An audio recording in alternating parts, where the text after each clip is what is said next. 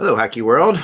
Welcome. Hope everybody's safe and happy out there somewhere today. Hope you're binge watching a lot of television. We were just talking. We may have some tips for you later in the show, as to some things we were watching. And I'm stimulating games over here. Because what I'm creating these teams of all-time players, and I'm playing teams against each other to make sure it's not like I haven't done something ridiculously wrong in creating these players to keep these games close. So I'm playing the right now. It's the all-time Oilers versus the all-time Penguins over here. Which is a fun one. So anyway, we have some pre-show football news to talk about for a second.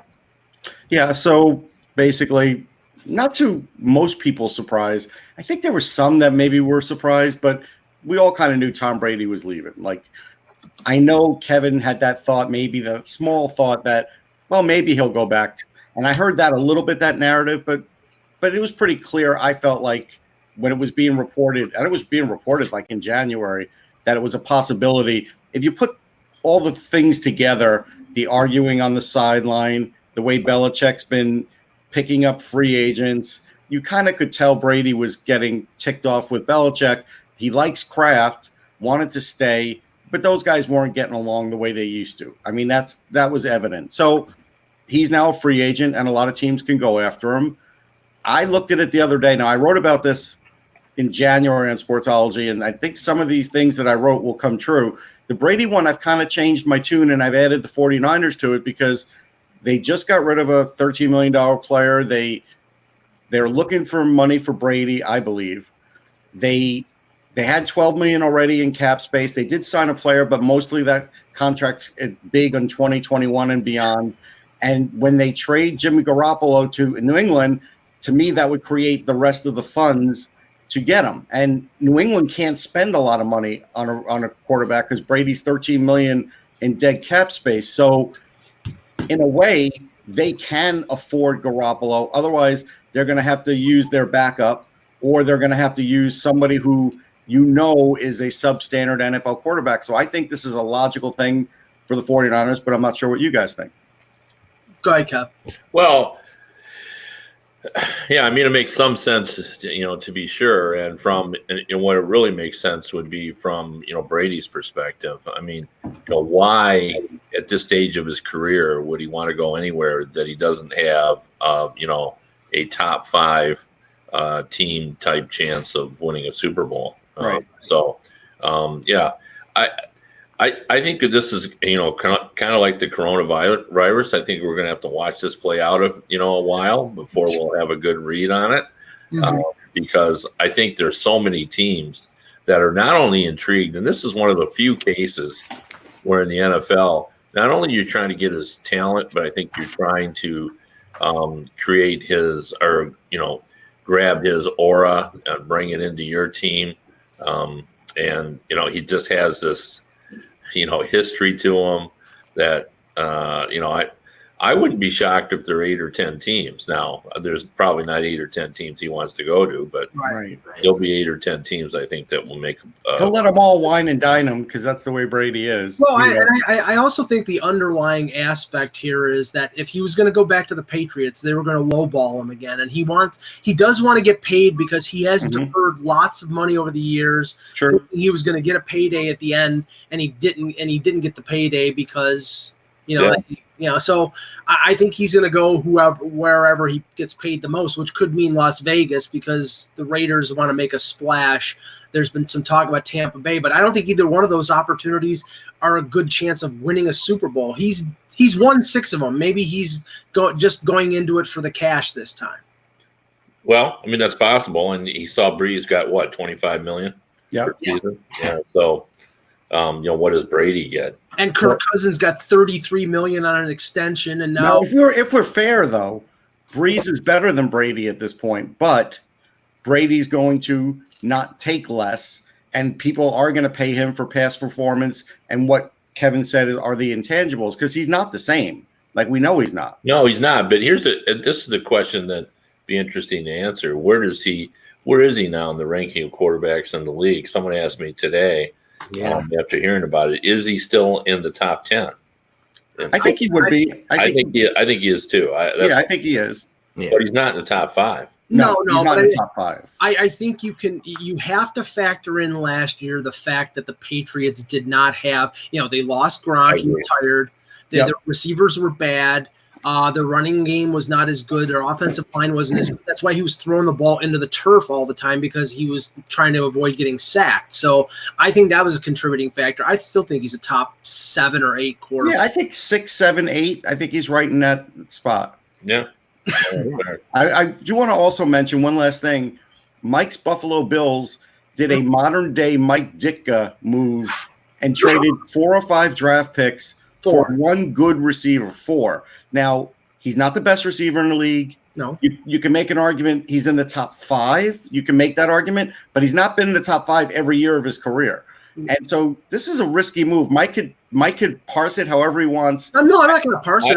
I liked it. I didn't like it. I'm gonna defend it, Russ, because what they did, the thing was, they had 10 draft picks this year. They had traded like some of their excess offensive linemen last year, got an extra 4th, an extra 5th.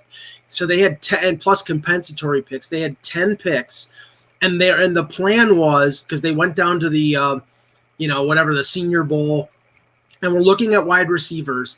And they looked at the situation and said, okay, this guy is already established as a top 10 receiver in the league. He's locked up for 4 more years, and he's 25 or 26 years old. Mm-hmm. They're going to take a wide receiver with that first. So essentially, they gave up the first, and they gave up a 5th and a 6th and a 4th, and they're going to get a compensatory pick next year for losing one of their defensive linemen. So really, they gave up a couple picks. I have no problem. Well, I mean, again, in the NFL, these picks are worth more than what you're portraying them as. Yeah, no, and they really are. I mean, in the NFL, you expect all of the guys that you pick, with maybe the exception of the last round guy, right? To come in and play.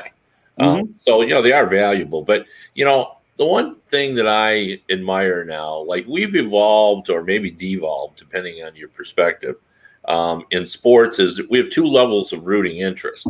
We want our team to win every year. But we've become so sophisticated in terms of being fans of the game that, we're rooting for the process now as well. Like there's so many people, and they're so knowledgeable about what's coming and what the draft means and all that. So you have people that in the middle of the season, they suddenly want their team to lose.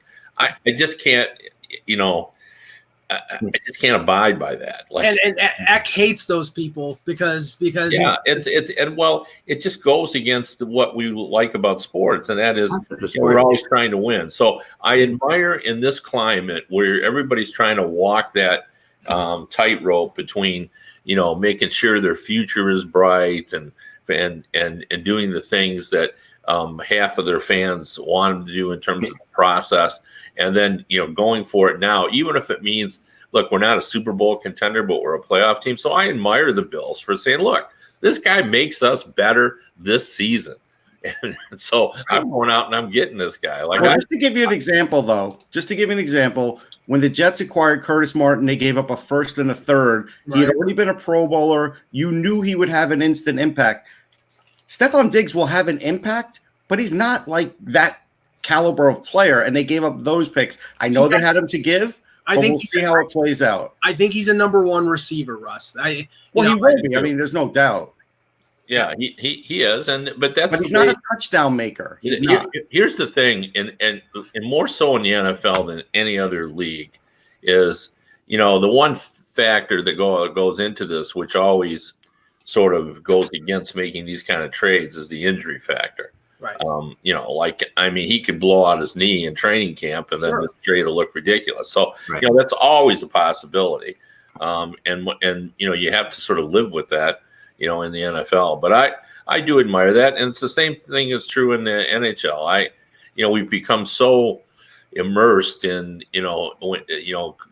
embracing rebuilds now that we kind of forget to salute those who like last year Columbus said, hey, I'm going for it. I'm just going to get in. My fan base needs to see a win in the playoffs. We're going to try to do it. But that's like a guy like Panarin. If you look at a guy like Panarin, this guy's never even had double-digit touchdowns in the league.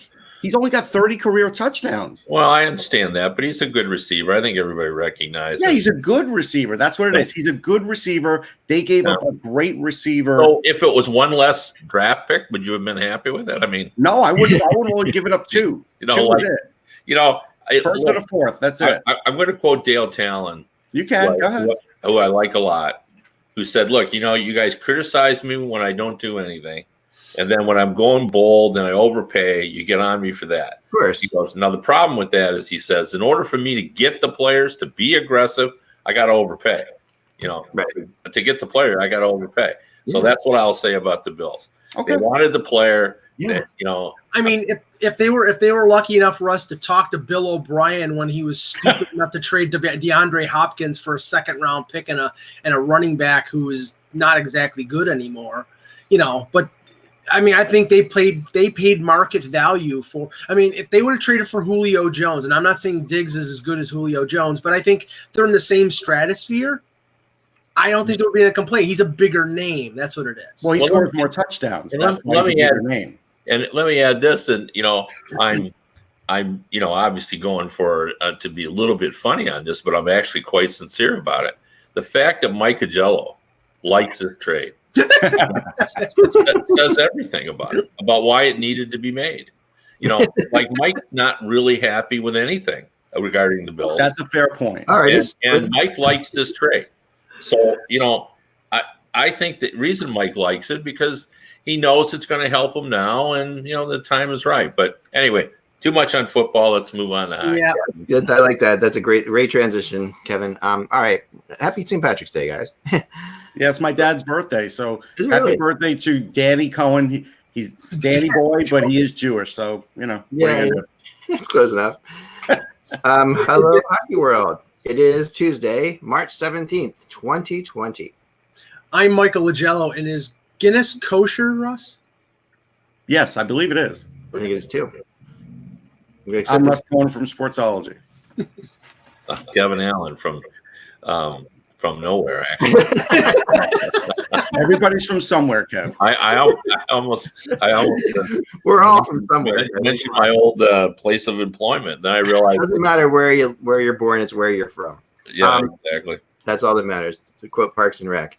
And I'm Eklund, and you're watching the Hockey Buzzcast on HockeyBuzz.com. This is the podcast that comes to you every Monday through Friday. Still to talk hockey in the afternoon with you and other things as well. And we are going to get into today. We're going to get into the greatest all-time Islanders and Rangers because I got Dan Petrie to give me his all-time Islanders team, and I got Russ to give me his all-time Rangers team yesterday. So we're going to go through some of that because I'm building those teams. And is Steve Vickers on the team, Russ? Sarge was not on it. No. Ah, come on. I think Russ's all-time Rangers team will be quite controversial, but we'll go through that. There's some interesting names in there, and I'm going to have Russ on the phone with me the entire time I build these players because most of them were dead before my dad was alive. So we're gonna same with me. I mean, I learned about these players from a lot of different people. So I'm trying to make 20 traits on these guys, and I don't know, like the aggressiveness of something. It was gonna be fun. I'll give you an example though, Ek. Yeah.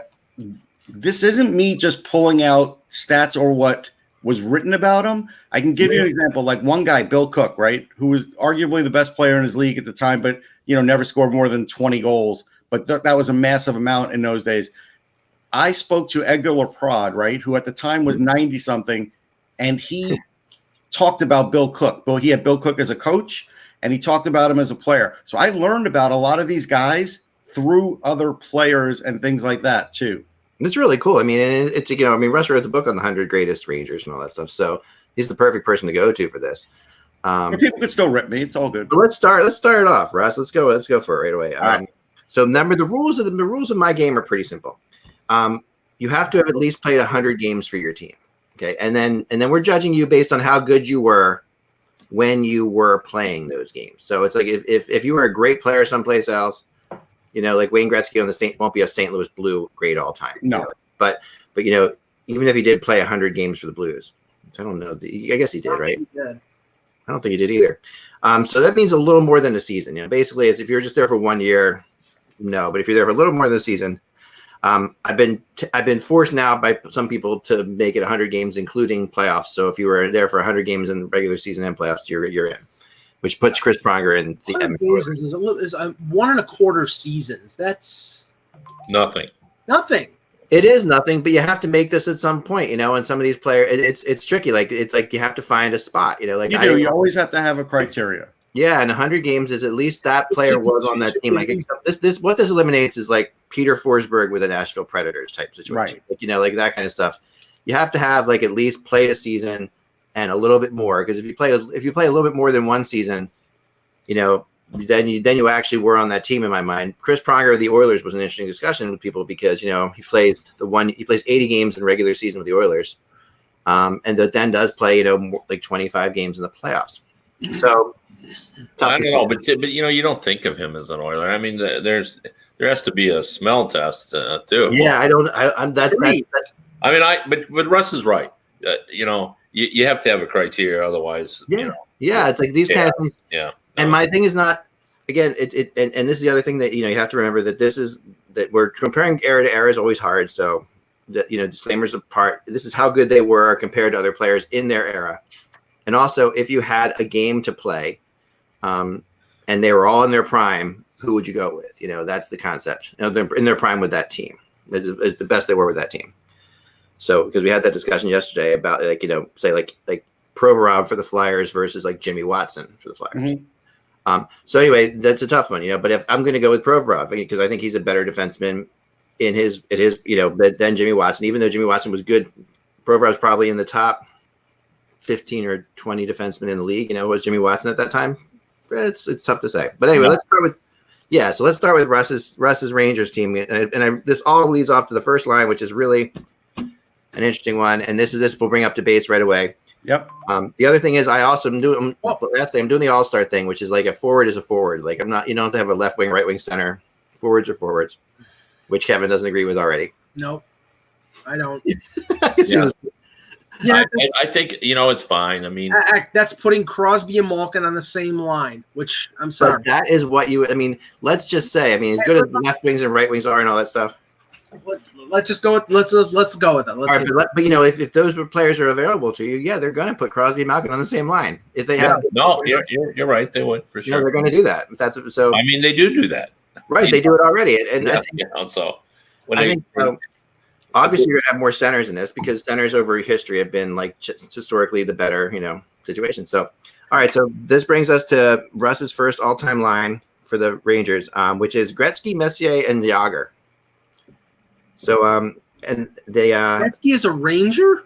Gretzky is a Ranger. Well, all right, so really, Gretzky is a Ranger. I was surprised about that. Okay, but here's the deal. Okay, so in '97, do they get to the conference finals without Wayne Gretzky? No. That power play was top 3 in the league with him. I think he led the league in assists, and he had 97 points. That was his first year. Even in his last year, he still had 60-something assists. You do whatever you want with Wayne Gretzky, but if he's on your team, you're not putting him on the second line. Yeah, I mean, this is not like the Wayne Gretzky that we're going to see on the Oilers and things like that. But I would argue that he doesn't belong on the team. How many guys are you going to name off the top of your head that led the league in assists and had more than 97 points? Yeah, but it's 1 year.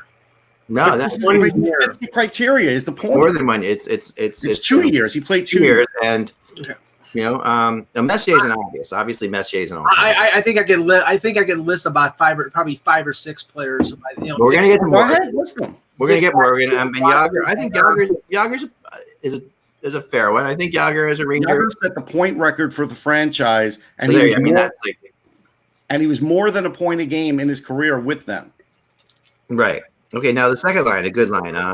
Jean Rattel, Vic Hadfield, and Rod Joubert. Rod Joubert. You don't break up the gag line. So no problem with that one. Yeah, me neither.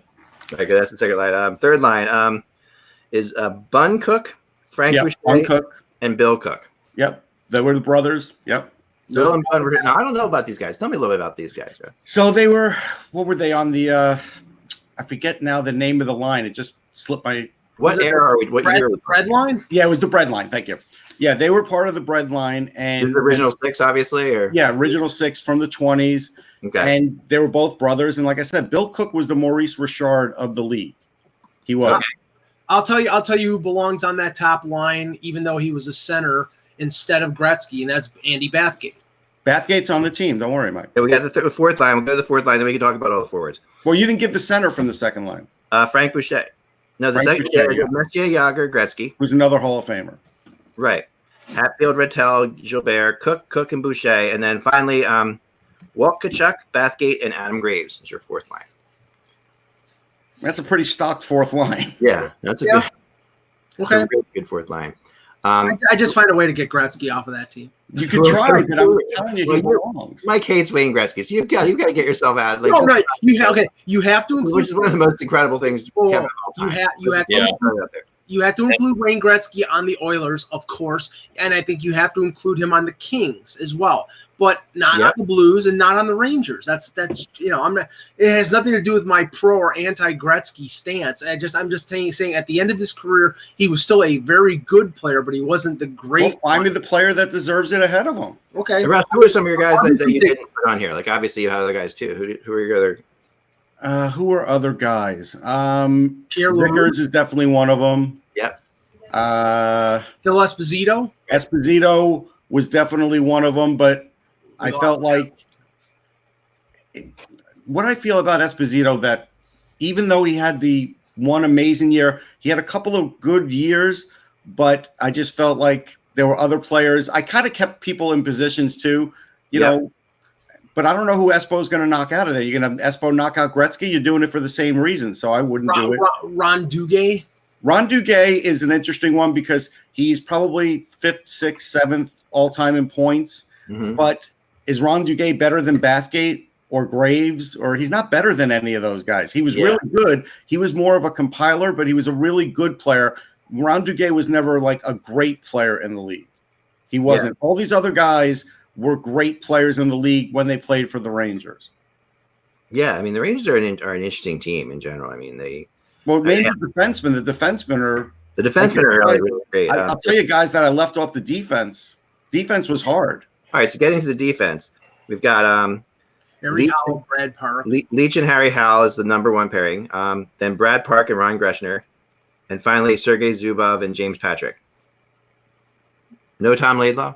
No Tom Laidlaw. Unfortunately, I would say James Patrick took his spot. Okay. No Barry Beck. No Barry Beck. Barry Beck got injured a lot, Mike, and so his effectiveness wasn't as good as these guys.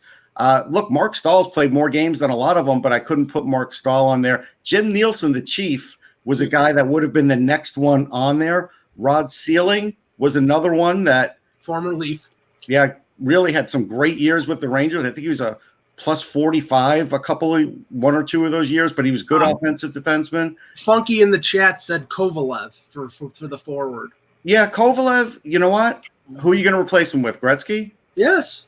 Kovalev, his time as a Ranger was so up in the air as far as not utilizing his talent, aggravating teammates in the team. He wasn't better than Wayne Gretzky as a Ranger. He just wasn't. He was better after the fact. You would love the irony of Kovalev replacing Gretzky on this team. Kovalev had 97 points as a Ranger. The answer is no. What about Chris Kreider? Chris Kreider is a good one. I thought about Chris Kreider, but he still can't beat out a Bathgate. He's not at that same level as any of these guys as far as skating, talent, finesse. Well, skating, he's probably faster because it's a different hero. Who's on the third line with Bathgate? No, Bathgate's on the fourth line. Fourth line with Tkachuk and Graves. Okay, and the third line is who? Third line is the bread line. Is the bread line. Bungkick, Bill Cook, and Frank Boucher. And the second line again, just to refresh. Second line was the gag line. The gag line. Sure. Yeah. I don't have any issues with that, including Gretzky being on that team. Yeah. It's a good team. I mean, I think Ranger fans wouldn't have a problem with name the goalies. That's where the Ranger fans will start to have a problem. Richter and Lundqvist. That's who it is, but fans will have a problem with it. It was Lundqvist, then Richter. What, Jacquemin? Well, some might say Jacquemin. Some might. And I had a hard time. He was the first goalie I really loved, but Van Beesbrook was really good. And I think the deciding factor for that one was the Rangers traded Van Beesbrook to keep Richter. Right. So that was and Richter, it was a celebrated goalie when he was there. Yeah. and he won the cup. I mean, Andy Aikenhead won a cup for him. I didn't put him on. And they did have Hall of Fame goaltenders who, when they were with the Rangers, weren't at the top of their career, like Plant, Lauren Shabbat. So yeah. Mm-hmm. No, I had a look at all John Davidson. Goaltending is always difficult on all-time teams because it is really hard. But what Mike said is the part that people would have a problem with. I would have Lundqvist starting over Richter. I would. That's a tough one for me. Like I think Richter starts over Lundqvist. I don't think so. I'm wondering, like, if we were 20 years out of Lundqvist having retired 20 years ago, how we would look at this. You know, like it's Lundqvist. Lundqvist set all the Ranger records. He just hasn't won a cup. He got his team to a cup. When you realize when the Rangers were in the cup, how many people on this panel thought the Rangers were going to win? He literally got his team to a cup. Here's what I would say too. I think it's harder, with modern day players because training is so different. Like I think Lundqvist is more talented than Richter was. And he is. But if Richter came up now with today's training and everything, like he might have been even a sharper goalie than he was, and he was pretty darn good. So I just would basically go on accomplishment and say I would start Richter because he won a cup. And we have to be careful about players who are career leaders on teams, because especially for a team like say for Toronto, who's over their history is over 100 years, whereas Matt Sundin is the leading point getter. But I don't know if I would put him as one of the top 4 centers in the organization's history. Okay, but I get that. But here's the argumentative part of this question. Mike Richter is not a Hall of Famer. Does anybody on this panel think Lundqvist isn't getting in? Lundqvist is that's a fair argument. But Richter's got to be in. Richter should be in. But he's not. I agree with you, but he's not. It's not. It really pisses me off that Richter's not in, to be honest. Listen, I'm with you. I'm going to put this out to Twitter. I'm going to do a Twitter poll on the start of Twitter. So I'll get destroyed because everybody believes. This is going to be tight. I think it's going to be Lundqvist and Richter. It's going to be tight, I think. It may be, but the problem is everybody thinks because somebody won a cup, that instantly makes them better, and that's not necessarily true. Well, it doesn't. You're right, but we're just splitting hairs here. That's the problem. I mean, they're both exceptional goalies. So but this is a very argumentative thing in the Ranger world, Kev. It is. Well, it is, but I mean, just like you said before about how and I agreed with you that you need criteria. That's what I would say in this. If Ty goes to a guy that has proven he can win a cup. Now, is it Lundqvist's fault that he didn't win a cup? I don't think so, but that doesn't matter. The fact is he didn't win. Now, I love Lundqvist, and in terms of pure ability, you're probably right. But for the sake of doing an all-time team, here's the other thing: if Lundqvist has this kind of defense, he's winning a cup. So yeah, and I just because Flamester in the chat is mentioning his name. He mentioned Gilles Villemure. Gilles Villemure wasn't even the number 1 goaltender when he was at the Rangers. He did win a dual Vezina though. He did. And I love Gilles, and I took a picture. I love his mask. I love the Villemure mask. He put the mask at our signing, and he's a sweet guy. Right. And he's just overcome cancer, I believe he had, and so I keep track on Gilles and his family. I love the guy, but he was technically the backup. Yeah. Have you seen? I'm going to go through this with Richter and Lundqvist because, it's this kind of allows you to erase the errors a little bit. The best game that Richter ever played for the Rangers versus the best game that Lundqvist ever played for the Rangers. Like it's hard to get exactly to think yourself about the best game. Yeah. It's hard to think the Rangers. I think Richter's best game was better than Lundqvist's best game. I don't think so. I again. Look at the defense that Richter had in front of him in '94. You had Lowe, you had Leach, you had Zubov, you had Bukaboom. You had that defense is 10 times better than the defense that Lundqvist had in the Cup. You had the Edmonton Oilers defense 3 years later. Yeah. I don't like that argument because Sam Presti once made 62 saves in a game. Does that make him, a better goalie? But I'm like, if you're a coach, you've got one game, and you got to figure this out. That's not what you said. That's subjective. But as a coach, that's where my head would go. Who's played the best one game of their lives? who. Well, that makes Sam Presti the greatest goalie in the history of the world. So Ron Tugnut made 70 saves. That means he's the best goalie of all time. You can just say, and this is fair. If you're a coach and you've seen Richter and Lundqvist play, who would you have more faith in? But not based on what the one game they played. Like that's like arguing, who's the goalie, the best goalie over a 4-game span? Well, it's Brian Boucher. Well, I mean, he has 3 shutouts in a row. And if you're gonna pin me down, I think was it Game 4 that Lundqvist stole in the cup that helped get rid of the Rangers one of their wins. I think it was. Yeah. Everybody knew he stole that game. The game in Madison Square Garden, right? Yeah. I was sitting next to him for that game, Russ. Yeah, we were both together, and he was unbelievable. There's no two ways about it. Richter was great when he stopped the Pavel Bori penalty shot. There's no question about it. But I think the conference final game, outdueling Brodeur, probably is better. Yeah, and also he did give up the Zelepukin goal, like he did. But I also have to go to clutch, and I think goddamn Valerie Zelepukin. With clutch, I can't help but think of Richter for Team USA. It's the other thing, just throws. But Lundqvist won a gold medal. Richter never. He won a gold medal. World Cup. He won a World. I know they both had their moment. I mean, Lundqvist was incredible to win that gold medal too. So it's a. I mean, you're talking about two. It's a hard argument. It is very much splitting hair, but so far we've had 250 people vote on Twitter, and Lundqvist is up 57-44. Wow. Well, actually, 57-43. Sorry, that makes more sense. That wasn't 100. Are we going to go over the Islanders team?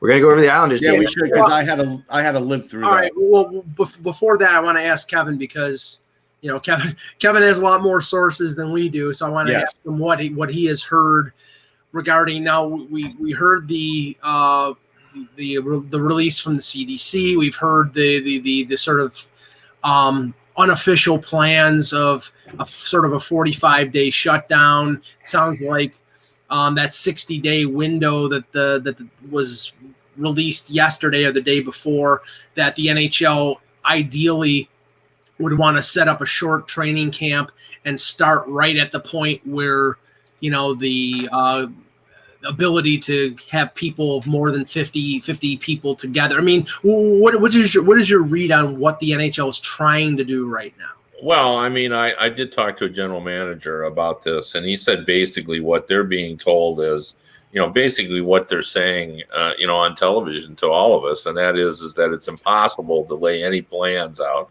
because we don't know what's going to happen in the next several weeks. But, what we know, GM said is everyone's been asked to send their best suggestions in.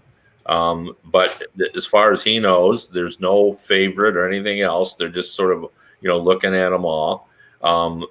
When he said talking to other GMs, he seems to believe that the idea of having more playoff teams seems appealing to everybody because it's pretty clear we're going to have to play, a different format than we've had before.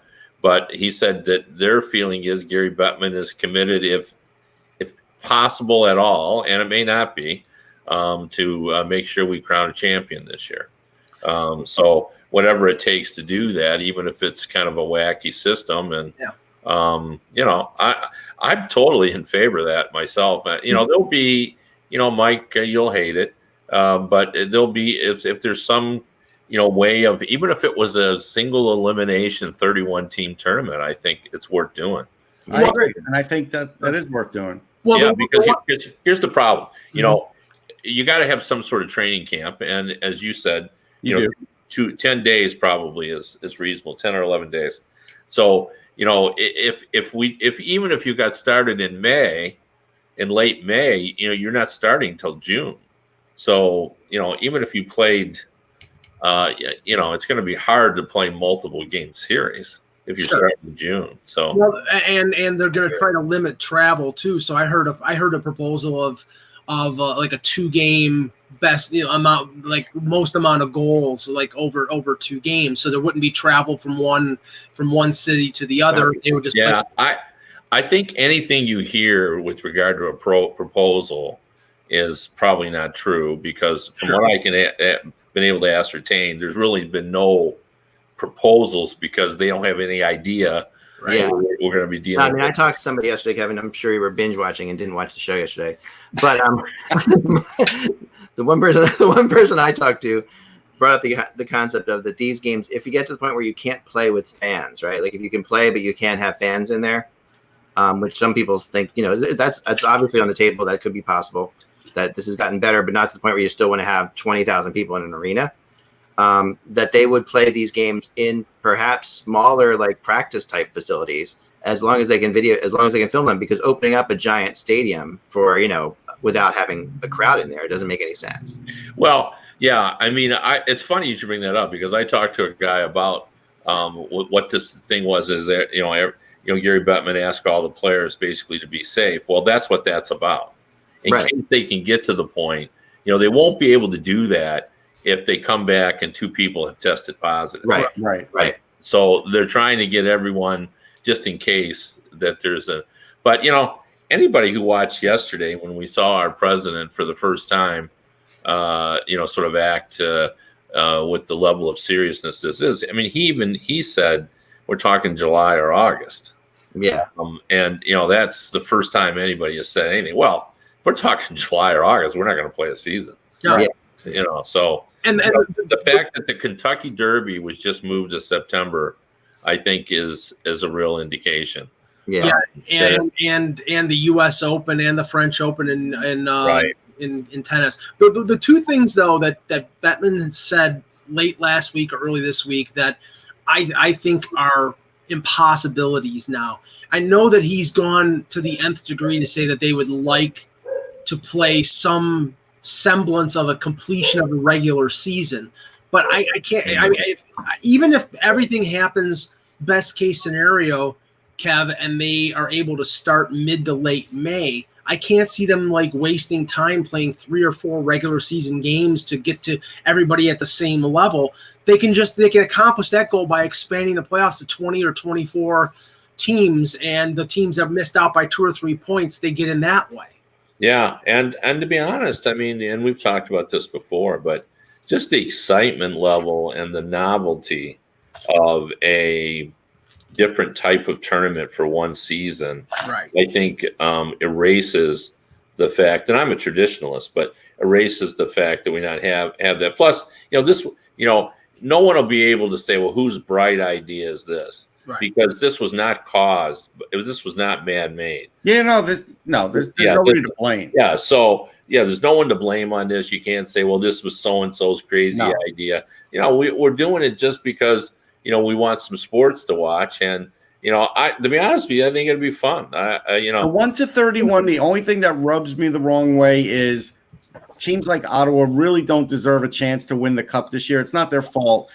But that's the only part where a 1 to 31 kind of bugs me. Well, if they have to do it, I would sign off. I don't think they would win the cup, but you're right. It is plausible. I mean, the scenario that I love it though. A GM mentioned to me would be obviously the President's Trophy winner would, based on points per game, would have a bye in the first round, and then you have a 15 versus 15 to get down to 16 teams. Correct. And then 16-8 would be the same, format. And you could, for the final, once you got down to 2 or even 4 teams, you could play best of 3 probably. So, depending on how much time you had, if you could do it. Now, I think a lot of people feel as Russ does that it's ridiculous to have the Red Wings and the Kings and the Senators and so forth. So I think a lot of people would rather see it be 24. Right. Although I'm not sure the math works on that. I'm not sure either. I haven't. No, you give the top 8 the bye, and then 9 through 16. See, the problem with that is, I mean, this is what discussions I've had with the general manager is, you're going to have this period of inactivity. Then they're still going to. So then everybody's going to go to training camp, and then you're going to have these top teams sit again while the other teams are playing. Sure. It feels like it's a real advantage for the teams that are coming in and having played some games already. So coming in hot, in other words. That's interesting.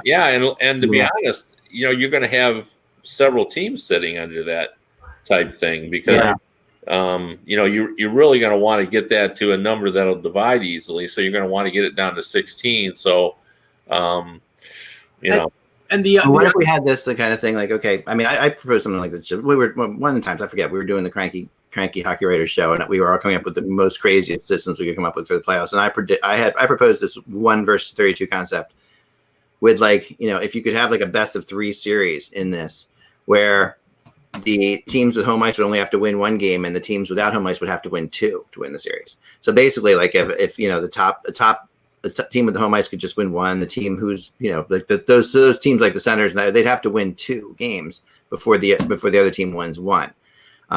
That sort of, it gives, like, that benefits the home team more home ice advantage and stuff like that. And, I mean that would actually then put some greater emphasis on what you did in the regular season. Although I do think for a one-time novelty tournament, just the purity and the fact that we have a a bias toward the enjoyment we have of the March Madness, elimination. I do think for a one-time, one-off tournament situation, forced upon us because of a deadly virus, I think that it's possible that these games would have ratings like Stanley Cup Finals, because they're instant game 7s. The other factor, I'd love it too. I think it'd be great. The other factor here, Kev, that I wonder, and we won't know this until we reach this point, is that the one thing that sounded sacrosanct to Bettman was preserving a complete season next season. So at a certain point, there is a line of demarcation where they say we can't get a tournament done and not affect next year. So is that June the 1st? Is, we don't know where it is, but at a certain point, there's going to be a date where they say we can't fit this in and not, leave enough time for a draft, for free agency, for camp itself. Yeah. Well, I mean, we don't know when it is because they don't know. Right. Because we have no idea what's going to happen. I mean, I had a baseball draft scheduled for this Sunday, and it's just an AL only, so it was only 8 people. And we were still going to hold it, and then we changed our mind because one of the people, it just didn't make any sense because baseball's moved back, and who knows whether they're going to play. And we all watched yesterday and all that.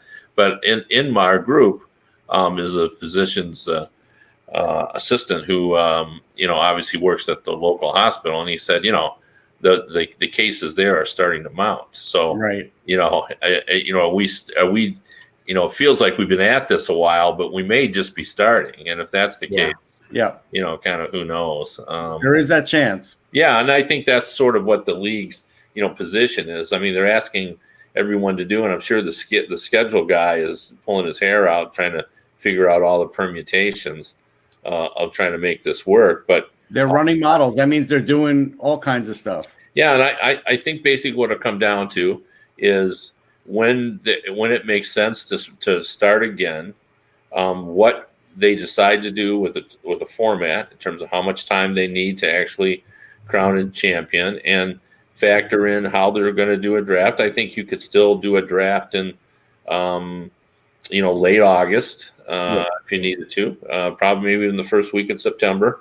Yeah, you from the draft, your top 3 or 4 players go to training camp and so forth. You try. But I do think they want next season to be back on schedule. And you know what? Like we can't rule out that next season is going to be affected by this. Yeah, I mean, what if you do this, Kev? What if all the players stay at home, they go online, they play multiplayer on NHL 20, and they put the cup up for it? What do you think? Yeah, I don't think that'll do it. Although there would be a segment of the hockey fan base that would watch that. Yeah, that would for sure. I mean, I'm getting a lot of people to watch these things. I mean, these things are getting pretty heavily watched. So yeah, I just want to watch hockey. People do. Well, Austin Matthews is good at NHL 20, so maybe that he can win a Stanley Cup for the Leafs that way. Yeah, I mean, that may be the only way they can. When you think about it, if you were to do a tournament of 32, playing every other day, single elimination, you only need like 10 days because it's that's basically 5 rounds. 32, you're putting Seattle in it now. They don't even have a logo. Oh, but I'm saying I think Boston will be favored in that. But I'm saying even given the first team overall a bye, or whatever. Yeah, actually, time out for a sec. Can we at least get a Seattle logo while nothing's going on so we could talk about it? And a team name? A team This name? is a good time to talk about Seattle. It would be nice to have that going on. Yeah. Wouldn't it? Just so we could start the show with saying release the Kraken. Yeah, that's what we're hoping for. When is that going to come out? But I mean, you only need like 10 days to do that, guys. It's like not that long. Like if you're playing it, so you could do that. You could do that at the end of August. Well, I think you're going to need more than 10 days. Yeah, you'll need We're going to go 16. So we're going to go 16, and then you'll take a day off. So that's the third day. Then you're down to 8. So then you're in day 5. Yeah. And then you're down to 4. So you're in day 7. If you go every other day, but you won't want to do that because TV will be involved. 7. So and then you can play best of 3. You probably are going to need 2 weeks. Okay. Can I ask a single elimination Stanley Cup playoffs? So wait, so this is assuming they're at one neutral site location and they play it like the Memorial Cup and they just keep showing up? No, I mean I think you're going to play. The top seed is going to have the home ice. Now this would be assuming that Like, by the end of August or so we can go back to arenas. No, but hold on. If there are no fans, if they do it at one neutral site, then if they pick one rink and do it there, they could do it a lot quicker. It's actually worse to do it that way, though, because for health purposes, it's worse to do it that way. You need to keep people. The more having Players are going to face players no matter what. Ek, what do you mean? No, because if you have one player who has it, and you've got everybody playing in the same rink in the league, that's a bad situation. No, but guys are only playing if they're cleared. So, what are we talking about? They're only going to be players there. They're going to play each other's players. That's going to happen. You're going to have everybody there. There'll be multiple teams in one hotel. Right. Yeah, it's a little risky. I think it's okay to have them in different places. It's like, and I think hockey is. I'm just thinking it's quicker. That's the only reason I can't. Yeah, it is quicker, but I mean I do think they'll try, even if they do a single elimination, to have a multiple game semifinals and final, don't you think? Yeah. I mean, I don't think they've even discussed. You would try to. I mean, if you could. I'm saying the least you could do would be the single, like you said, like go on the March Madness thing and just have fun with it and do it like that and say this is it. And then you could get away with it in a relatively short period of time. Like say it takes, you have half the 16. You have like 8 games on Monday, 8 games on Tuesday, then go back. Back. You can do it like that.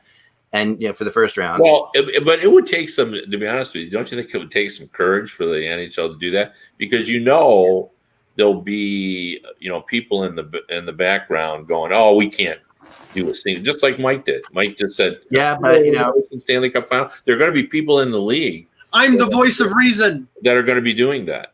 But if you put it out there to the fans and said, "Well, yeah, I mean, you put it out to the fans of the NHL, not the Michael Jellos of the NHL, but the fans of the NHL," that. Yeah, and you asked them. You said, "Would you rather have that or nothing?" Nothing. No, But there are gonna be people in the league, and I don't know. I would assume that the more traditionalists, like who are going to say, "I'd rather do nothing." Yeah, there are going to be some. Well, all I'm saying is, I'm not saying they won't do it. I'm just saying I think it'll take some courage. I'll just use this as an example, Ak, because remember the '95 Devils were looked upon as not being legitimate as a Stanley Cup champion because of that particular season. What was it? It was shortened by how many? 48 game season. 48 game season. That's overstated. No, I've covered the league forever, and nobody sits around saying, there's all the Stanley Cup champions except those Devils that won. I was only a 40. Nobody. I actually heard more people say that they wish all seasons were that long. Yeah, no, I mean that's just silly. I don't think that was tainted whatsoever. Well, I do have a proclamation, and hopefully the league's listening. If for some reason there is no season, I hope they petition the Hall of Fame. They put Gordie Howe's ring back on the Stanley Cup until there's a new Cup winner, and then you can take the ring back off again. Might as well put Gordie back on it. But the point I was going to make, and of course with every point with me, it comes back to the Maple Leafs. If by some miracle the Maple Leafs win the Cup this year, it will be looked upon as being not legitimate. Oh, I agree with you 100%. If the Maple Leafs won, it would be looked upon as not legitimate. Not by their fans. And everyone else, though. Everyone else would be fine. Yeah, well, it won't be their fans. It'll be people I guess in Montreal. Even if we played a 4 series and they won this year, people are going to say they were one of the worst teams ever to win it because they don't play defense. But that they will say that. Yeah. So I mean, anybody can get hot for 4 games. But that's the NCAA tournament. I mean, that's the same thing. I mean, that's what we're talking about, right? So at But the the end one of the day, positive, there is a positive. If they do get back to this, and a lot of those injured players are back, teams and fans, really teams never do, but fans will never be able to use the excuse, well, we didn't have this player, we didn't have that player, because a lot of players will be coming back.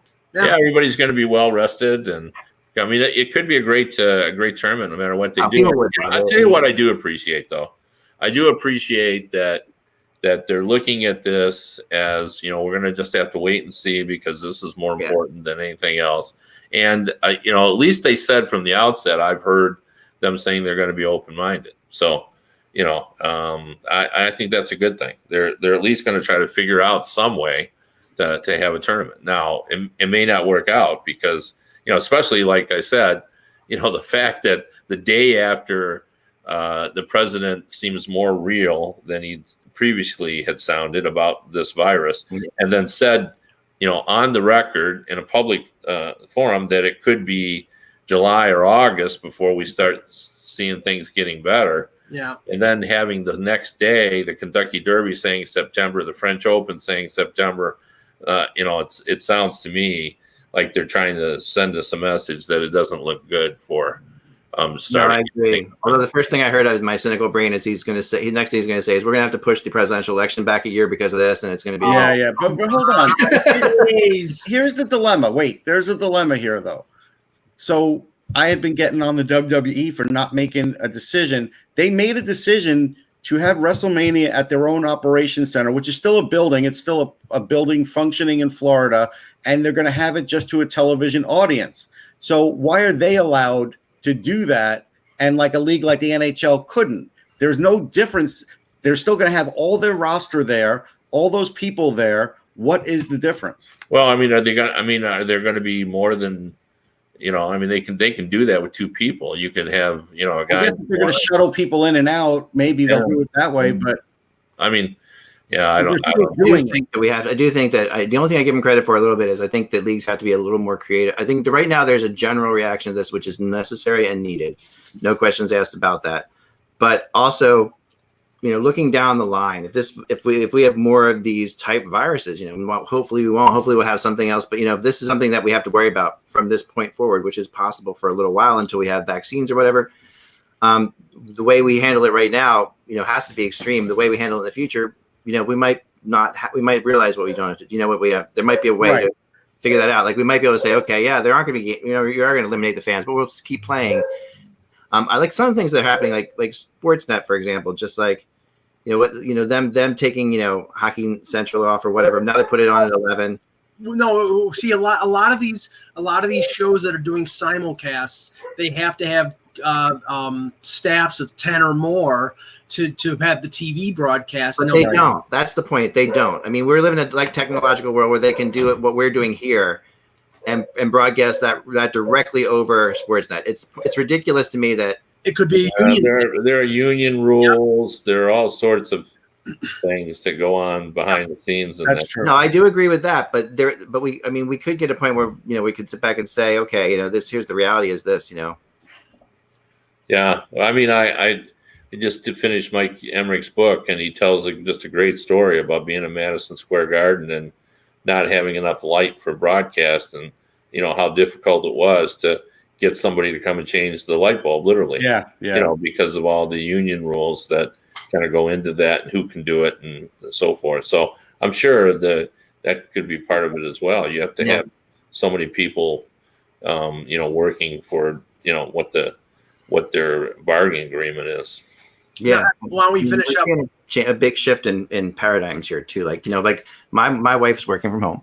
You know, she's like, you know, and you know, you can tell that, you know, her office is like, you know, maybe you can work from home most of the time. There's that's interesting what's happening. This is a good tryout for a lot of people are trying a lot of stuff out now, companies, because they're saying, okay, how's this going to work? You know, like we might not need to rent an office because we might be able to have more people work from home. There's things like that are happening here. And I think that Sportsnet and places like that need to like take the cue from that and say, okay, let's just, I mean, we have to, not to just like Sportsnet, whatever, but there are definitely ways that we can do this.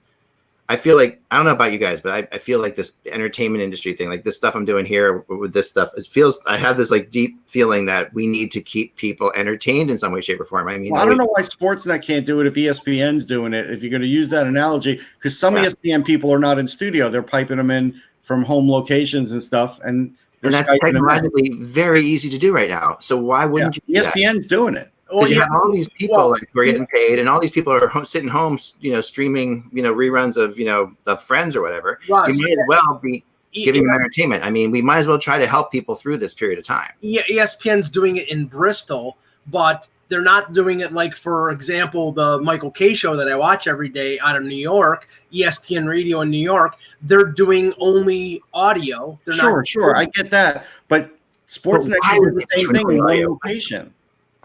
Why would they be doing only audio in this day and age? Why? They're all broadcasting from their homes, but because they need a crew of more than 10 people at the Yes Broadcasting Network to be able to put it on TV. That's why they're going to an audio only broadcast. How can that be possible? That they need I'm telling you, that's what they. I mean, we have a crew of I mean, granted, the HockeyBuzzcast here, we employ there's 35 people working in the building here, but we don't have a crew. I mean, we're putting this out to anybody who wants to watch it in the entire friggin' world. So it's insane to me that we owe it to people out there. If you're in the entertainment industry and you can entertain people, you owe it to do it, because right now we need that. We need people to do that. I'll give you an example. John Oliver's show this week was done in a different location because his location possibly had the virus. Yeah, they went to a complete different studio and rented it out. And he did it by himself. Yeah. And Bill Maher's show, which he does live on Friday night, the people in the crowd, there was no crowd. The people who were clapping and laughing were the crew. Right. And they maybe I feel like we're a couple weeks away from everybody doing that kind of thing. Like everybody figuring this out. Like I think that the first thought is, okay, if this is going to be a 2-week thing, it's like a glorified 2-week vacation. But if this is a 3-month thing, they need to come up with solutions. And I think Oliver's show had the right solution. You have 5 people there, and you do a stripped down show, and that's what it is. Look, even last night in wrestling, The Undertaker wasn't even The Undertaker. He was just back to being a tough guy. He didn't have any of the Undertaker hat. He had none of the makeup. Everything was stripped down. That's what you got to do now. I've gotten more people emailing me saying, thank you for doing the show. Thank you for doing these games, stuff like that. I'm dying here. I love, and it's like, I mean, that's our job, right? And that's to me, it's insane that we think we can just that we would let this in this day and age take everybody completely down. I'm still writing and interviewing people. I've got articles going up every day. And now you see, I don't know if you saw AMC. AMC is going to put the movies that are going into theaters directly to stream. Yeah, they're going to stream them. Yeah, that's great. I'm busier than ever. What? I'm busier than ever. I'm writing. I am too. This is the. I mean, I and I'm getting more. It's amazing. Like I'm getting more people responding to me on Twitter than ever before. I'm getting when I put out polls or when I put out questions, people are obviously they're dying. Yeah, so what's the results of the poll? Oh yeah, let's get to the results of the poll. We get right here. So the results. I did vote too. You did? I did. So 904 votes in, and it proves you only need 100 votes to ever do this, but it's 54% Lundqvist, 46% Richter. Tight. He's the winner. All right. Fans out there go with Lundqvist. We'll talk about the Islanders tomorrow, guys. But obviously we have time to do that. What? I did. Russ is just patting himself on the back. We have some time to do that. So later today, I'm going to be playing the Oilers, all-time Oilers team and the all-time Calgary Flames team. You can, I'll tweet out that when I'm playing it, and I'm also going to do a rematch of the Flyers, Penguins, and the rematch of the Canadians and Leafs, because people really wanted to see those games. Of course, because the Leafs won against the Canadians, so Leafs shut out the Canadians 4-0, all-time Canadians 4-0. You can't let sleeping dogs lie. The Leafs actually beat the Canadians for once in their lives. I know, and shut out the greatest moment in that whole thing was Howie Morenz gets just destroyed by Tim Horton. And then Tim Horton destroyed lying on the ice, blood coming out. This is all I mean, right? Howie Morenz lying on the ice, and Jean Beliveau comes up and beats, and Tim Horton and Jean Beliveau fight for a good 30 seconds in a just knockdown brawl. Okay, that was amazing. I'm sitting here and I'm like, this is awesome. I mean, I'm going to give a 1-minute Tim Horton story. You'll like it. Yeah. So in New York, there's a hotel across from Penn Station, And so the Rangers used to stay there before a game because Emil Francis decided, I don't want these guys out partying. They're going to be in a hotel the night before. So Tim Horton calls down to the front desk and says, listen, I lost my money. Whatever a soda cost in those days, 35 cents in the soda machine. Can you please come and get me the soda? And they're like, yeah, we're busy. And they hung up. He called back, like 10 minutes later. He said, hey, listen, I'm waiting here. Can you help me out with the soda? And they're like, yeah, when we get to you. So Tim Horton on his own unplugged the soda machine, lifted it up, put it in the elevator, went down to the lobby with the soda machine, brought it out of the elevator, and said, can someone help me with this now? That's how strong that guy was. That's amazing. That's incredible. It's so funny. I love it. All right, guys. Thank you, Kevin, so much. Stay safe out there. And everybody else, stay safe as too. Remember, folks, without the buzz, it will be hockey again someday.